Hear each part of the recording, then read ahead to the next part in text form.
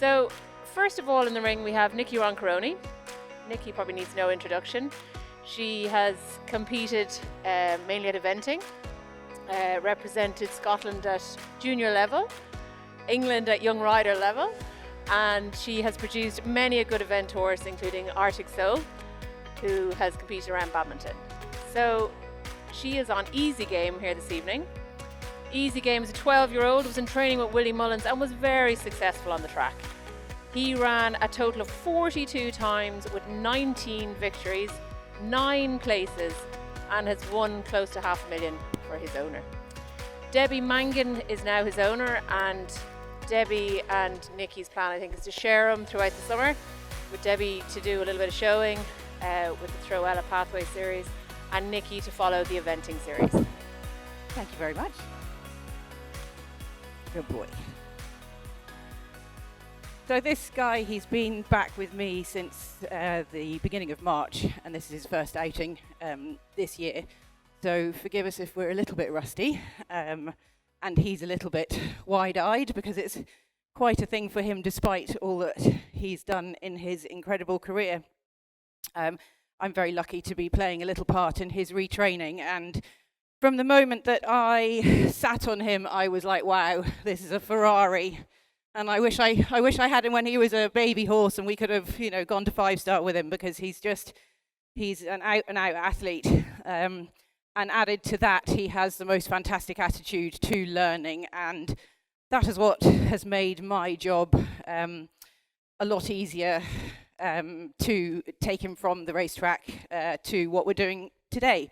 That being said, we haven't done any cross-country training last year. It was very much teaching him about the poles, getting the rideability good. So you are seeing it, or you will see it, from the very, very word go, and how I like to introduce things like skinnies and a corner to a horse. Albeit he's 12, he really doesn't have the faintest idea about what he's doing. So one of the key themes that I work on when I am training a young horse, and one of the things that I think about most importantly is rhythm.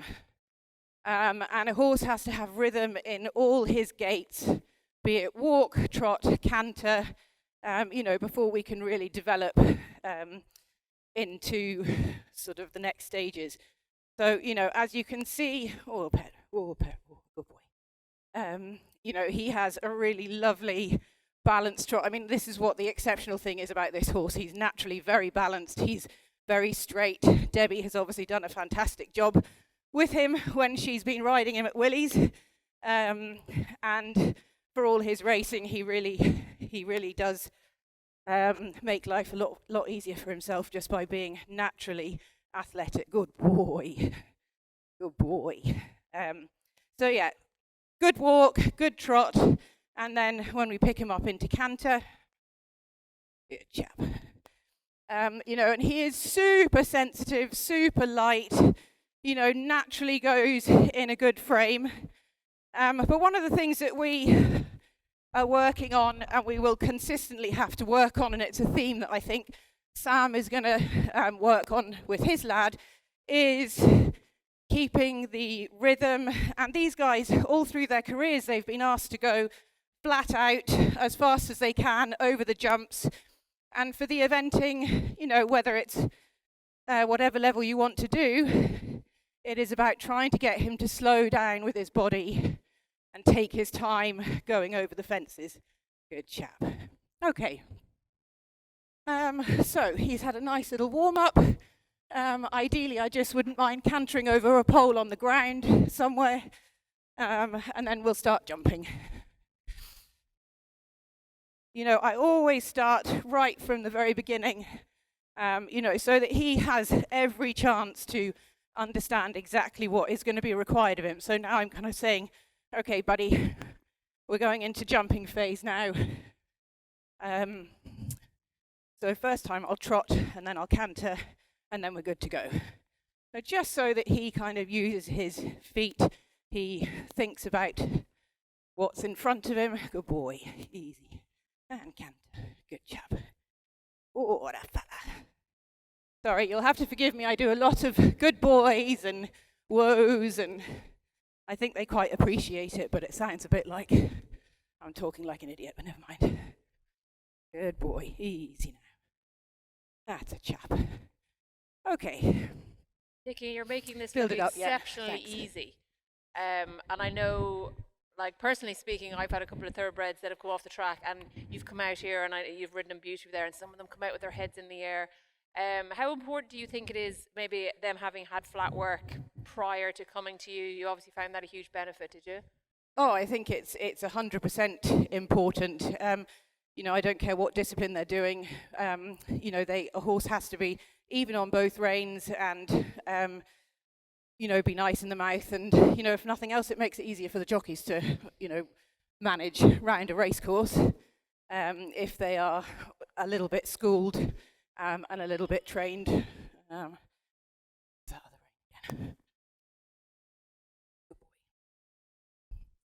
I think, though, this horse really is the exception to the rule. I mean, we've worked with a few over the years, and they have not been as simple as this one. Ooh, good boy. Okay, it can go up, thanks. Good chap. You know, so again, running theme is really just trying to keep the rhythm with the horse's canter. And when I put the two fences together, good boy.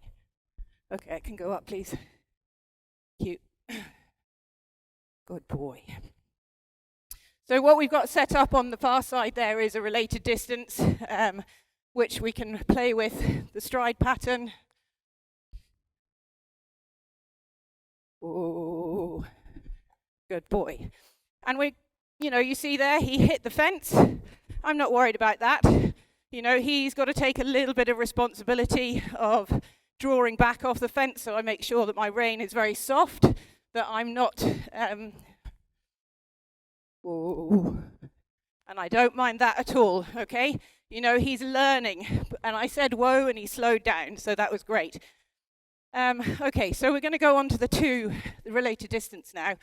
And what I'm going to be doing is finding a nice rhythm, finding a stride pattern, and then hopefully we'll play a little bit with adding a distance or adding a stride and taking one out. You're very lucky. He doesn't appear to be any way spooky for you. He's just coming naturally to his fences. So perhaps does anyone here have a thoroughbred that is balking at a fence, so they're looking a little bit scarily at it? Maybe someone has a horse that's off the flat. Have you any tips or advice to someone that they're perhaps getting a flat thoroughbred, they're going jumping, the horse is coming, and it's a huge effort to get to the fence itself? Any tips or tricks for that? Good chap. You know, that was a little bit more spooky, but you know, you give him the encouragement and off he goes. So I'd say we might see a little bit of that spooking, you know, as we introduce that brush fence and the corner, and it's really just, for me, staying in a neutral position. Oh.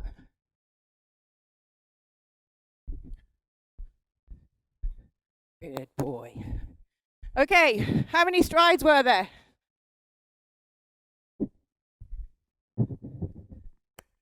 Anyone in there? 6, 7? Hands up who said 6. Hands up who said 7. And our correct answer was, Nicky? 7.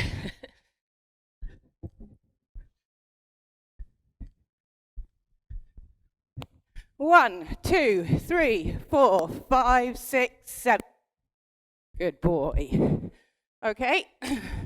So Sam and I walked that line earlier, and we both kind of agreed that if we were, you know, on a grown-up one and we were riding a regular canter, we would say it was 6 strides. But neither of us want to do that on our horses because, you know, we're trying to get them to slow down, trying to get them to take their time, and trying to get them nice and slow over the fences. So if I can continue on the 7 strides as a nice, level, easy distance, then that's fantastic. But it's not always that simple. So now I'm going to try and do 8 strides, okay? Good boy. Oh, no.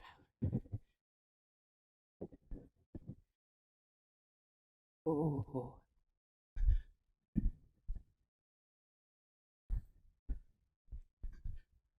Oh, you're such a good boy. You are such a good boy. I mean, he really is pretty exceptional, this guy. I love him. You might have noticed. Okay, and now I'm going to go back to the 7 on the easy distance.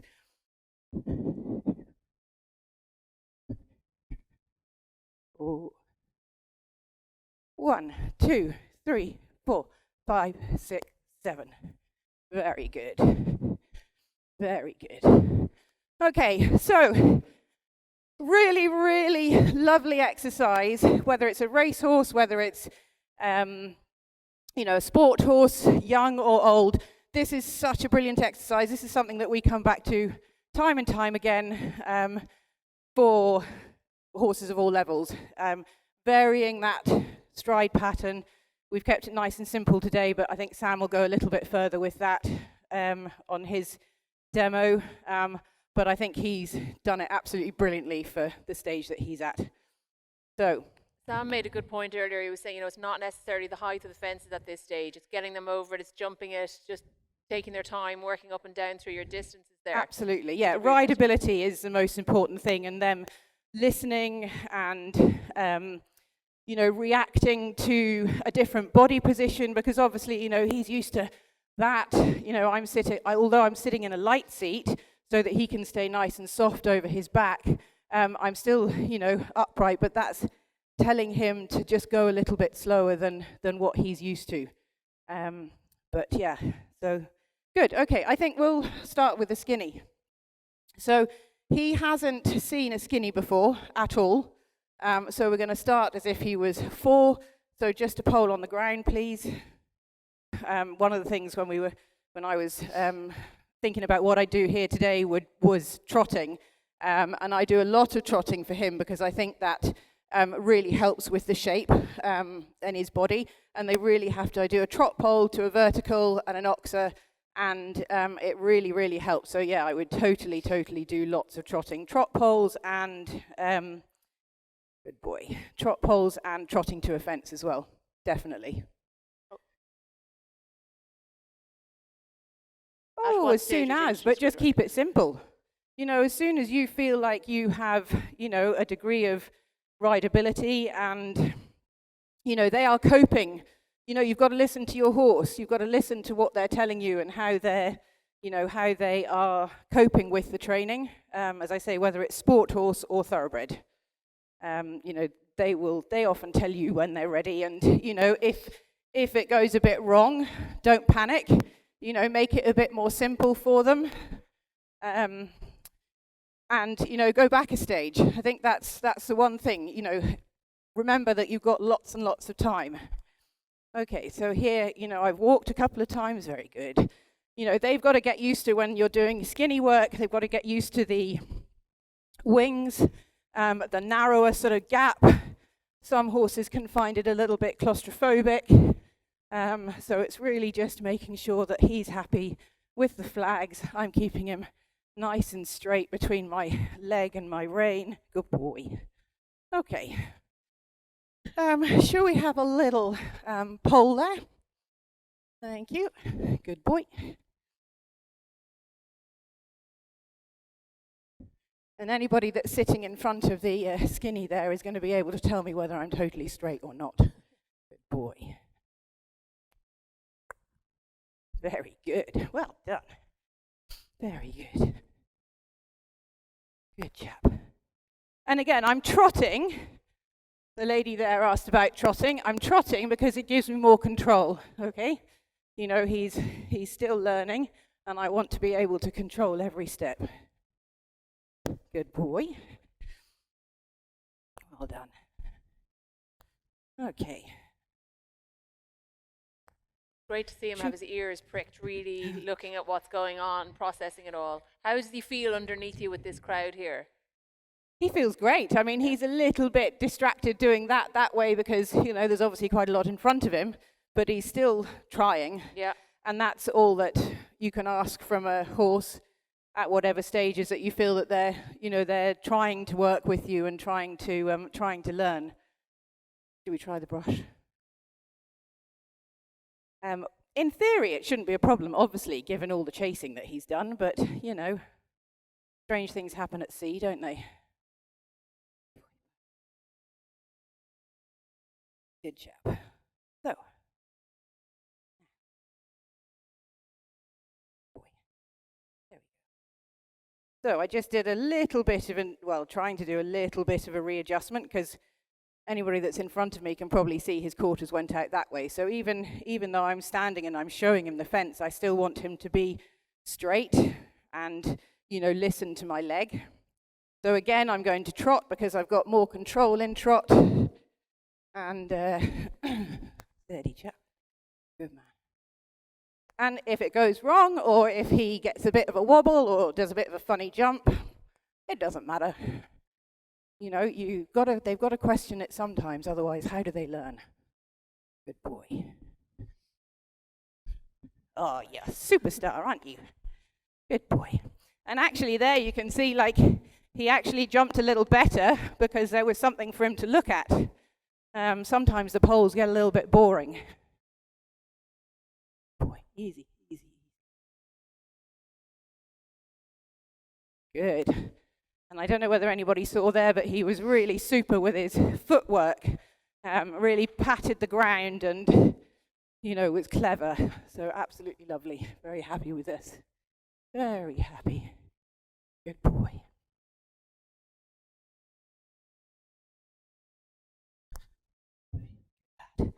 Okay, so skinny training, tick. We can add it to his CV. Let's try and count. It's very impressive. You're making this look very easy. Good boy. So his feeding regime, obviously, when he was racing, and as I said earlier on, he was a very successful racehorse, having ran 42 times on the track. Obviously, he would have been extremely well fed. Oy. Well done, good boy. How did you find adapting him, making the transition over? What were your first kind of steps in transitioning him over? Well, or how long? So I know he had done a tendon injury and he'd been rehabilitated for 6 months in Jimmy Mangan's yard. Yes. And then he had done a little bit of flat work and then he came to you. Yes. So he'd obviously had that little bit of time off in between, maybe had wound down on his feed. So he came to you. Can you explain to us, while we give you both a little breather, explain to us, when he came to you initially, what way did you start? Where did you start? Well, again, I think, we can give credit to Debbie and, the work that happened before I got him.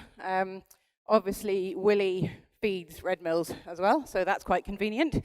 So, he was used to that kind of program. But, for me, it's all about making sure the horses aren't getting too much starch and that they're getting a lot of fiber. I keep my feeding very, very simple. But with the best quality I can, find for them. So as a rule, we feed the Ultra Cubes and top it up with Caron oil and the NutriGuard, and we find that just works really well for a broad spectrum of horses. And he, I think, has done really well on that regime.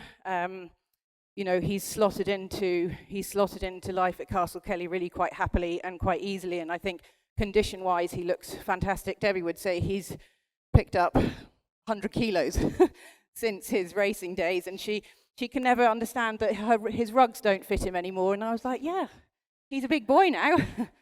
But I think he's really developed his top line. I think he looks in really good condition for the job that he's got now. I think with the breeding, he's never going to be a big, heavy-topped horse.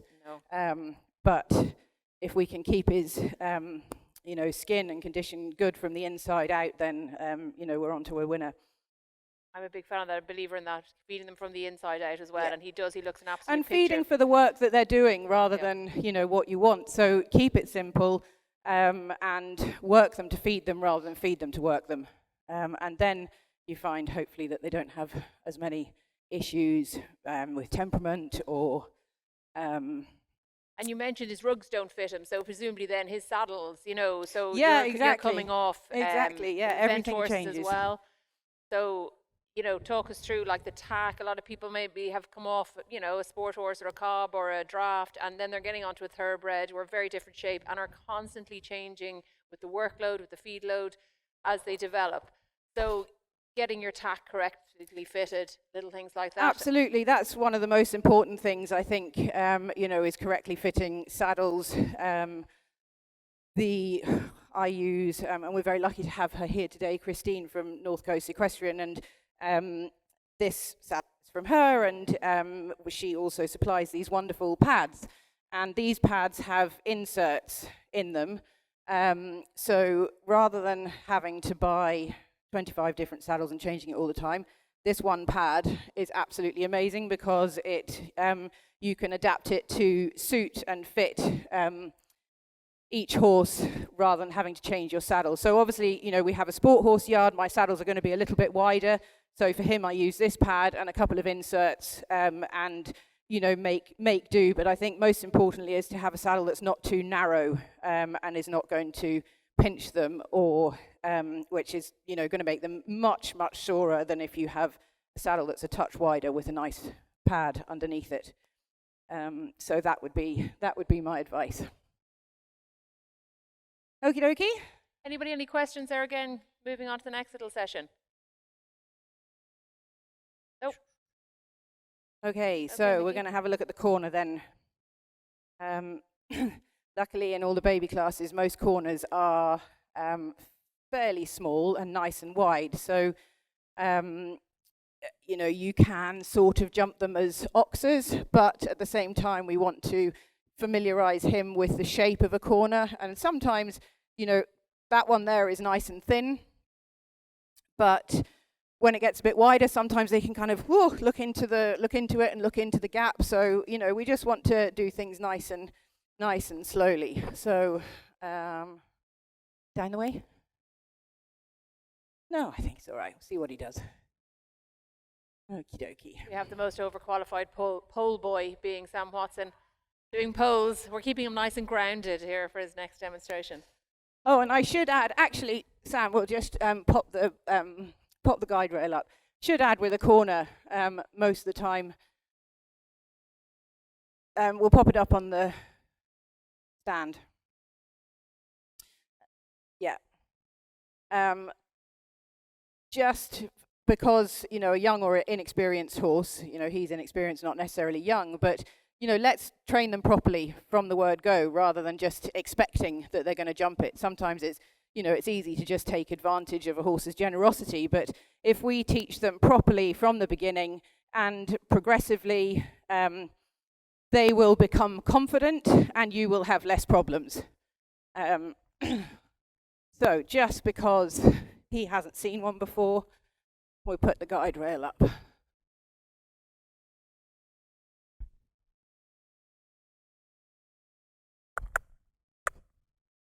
Good boy. Good boy. And you might hear me just like with a little click there. So, you know, even for him, it's a very, very fine line between how much leg to use on him. And sometimes if I put too much leg on, he can just poof, off he goes and reverts into that, you know, slightly forward racy mode. And again, that's not what I want. So I might just, you know, a little click rather than too much leg, although my leg is there supporting him. Good boy. Okay, we'll go up or out a little bit, please. Bit of both. And we'll put the rail on this side. Thank you very much.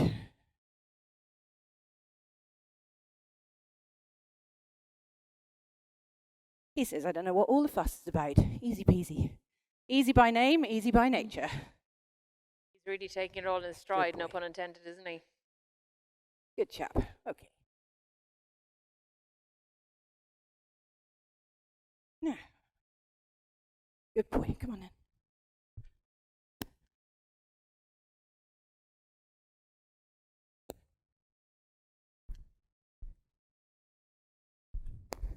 Good boy. And as you can see by that jump, that's why I would have liked him as a 5-year-old. I think we'd all like him as any age. We'd like him as a 12-year-old anyway, but as a 5-year-old, I would have really liked him. Okay, brilliant. Super job. I'll do that once more. Good job. Good job.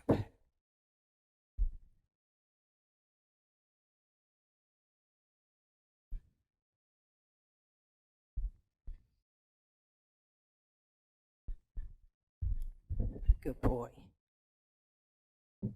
Ooh.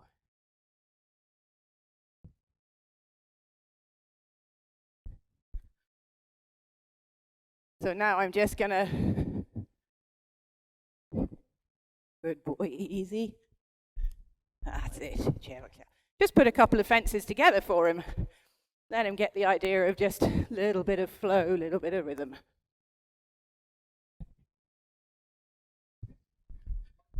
Good chap. Okay, nice.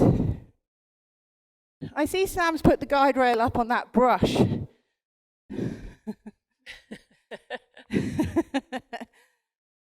we going to tackle it? We might well do. We may as well. Sure, when you're out, eh? Exactly. Make the most of it.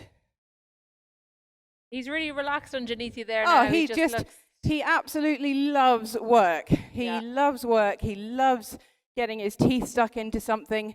To start with, I got a little bit nervous that he was going to, get a bit excited and, need some ears on and all that sort of stuff. And Debbie was like, no, I think he's all right. And the first show that we went to, he was okay. And then he's just such a pro. Like, he's paraded a couple of times and, he just loves it. He loves the attention. He loves the people. He loves showing off. And as long as he's got a job to do, he is 100% good chap. So it's basically just plenty of outings, nice and steady, getting them out, seeing things, exposing them to plenty. No pressure. Some people do oh God, let's not feed them, and then they'll all get rid of all the fizz.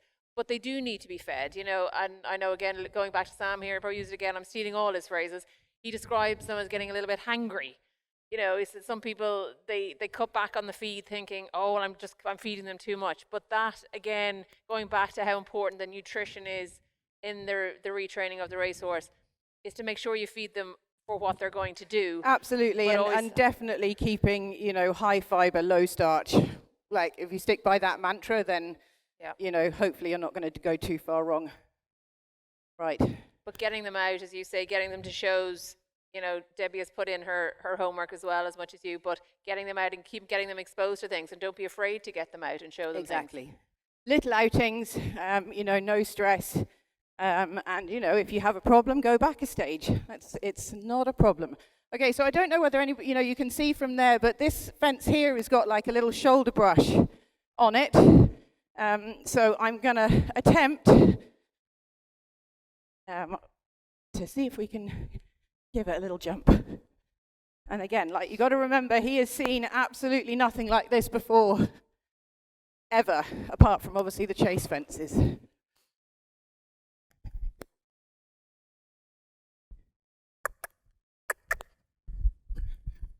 You're a good boy. I think that deserves a little round of applause, doesn't it? Good boy. You're such a good boy. So are you going to, I know Debbie's going to do maybe the TREO EILE Showing Pathway series.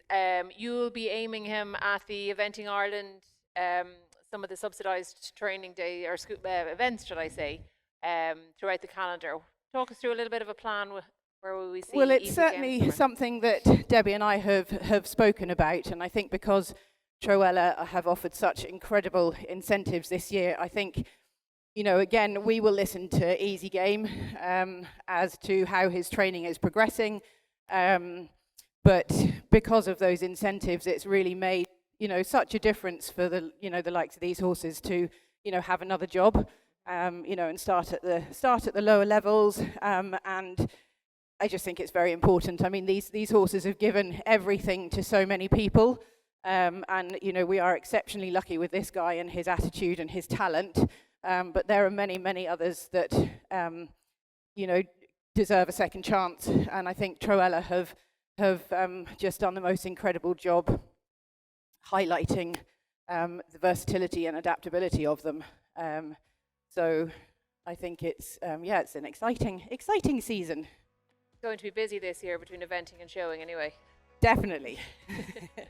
I think we'll all agree that Nicky's made this look very easy today from a horse that is, you know, not long off the track, had a tendon injury, and I suppose Nicky's skill and expertise is there, and that's why we're all here, to take some tips from it and hopefully allude to this. But you know, with the tricky ones it is, I suppose, it's getting them out and getting exposure, and constantly, this, you know, as Nicky kind of says, not all of them are going to make it, you know, maybe eventing or showing, but there is a job for most of them. Yeah. And you know, for every button there's a buttonhole, and it's maybe trying to find your buttonhole effectively. Absolutely, yeah. Finding the niche for them. You know, even with the sport horses, they're not all destined to be 5-star horses, but you know, there is a job for them. So I think Nicky and Easy Game deserve a bit of a round of applause there. Sorry, Sam, sit tight. Such a good boy. Well done, Nicky. It's absolutely brilliant.